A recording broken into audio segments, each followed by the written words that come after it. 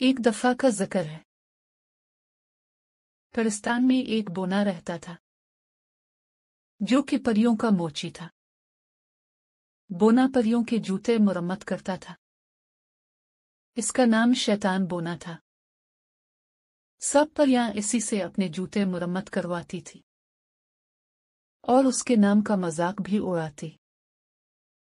एक दिन वो मामूल के मुताबिक परियों के जूते बना रहा था जब उसे आसमान में एक परी नजर आई। वो परी गुलाबी पर वाली थी।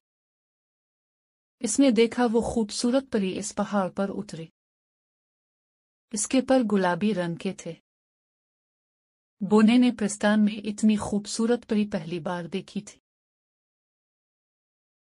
शैतान बोना देखता है कि परी इसके घर आती है और इससे बात करती है। परी बोने को बताती है कि इसका नाम जमुर्द परी है और आज वो पहली बार यहाँ आई है। इसके सारे काम उसका भाई करता था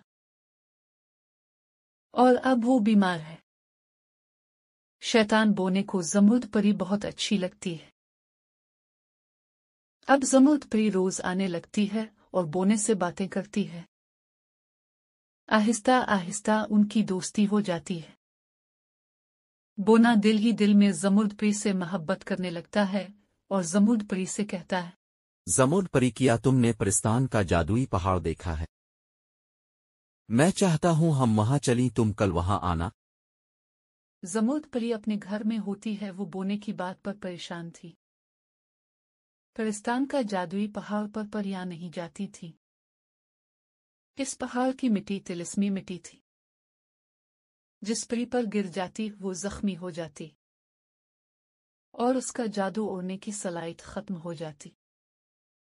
लेकिन जमुर्द परी फिर भी वहां जाती है क्योंकि उसे शैतान बोने पर यकीन था कि वो इसका सच्चा दोस्त है। जमुर्द परी जब पहाड़ पर उतरती है तो बोना वहां मौजूद था। वो परी से कहता है, जमुर्द परी, मैं तुमसे मोहब्बत करता हूँ और शादी करना चाहता हूँ। क्या तुम भी मुझसे शादी करोगी? शैतान बोने में तो एक परीजाद से मोहब्बत करती हो और वो मेरा मंगेतर भी है। बहुत जल्द हम दोनों की शादी होने वाली है। मैं ये तुम्हें बताने वाली थी। मैंने तुम्हारे बारे में ऐसा कुछ नहीं सोचा। बोने को बहुत गुस्सा आता है और वो ये सुनकर परी को पहाड़ से धक्का देता है। इस पर पहाड़ की तिलिस्मी मिट्टी गिरती है जिससे परी की चीख निकल जाती है। वो जख्मी हो जाती है। परी को हवा में परियां पकड़ती है।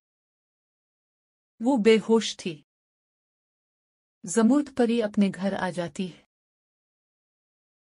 शैतान बोना दरअसल एक जिन था जिसे शहंशाह जिन्नात ने इसकी शैतानी हरकतों की वजह से जिन्नों की दुनिया से निकाला था। वो जिन्नों और चुड़ैलों पर काला जादू करता था।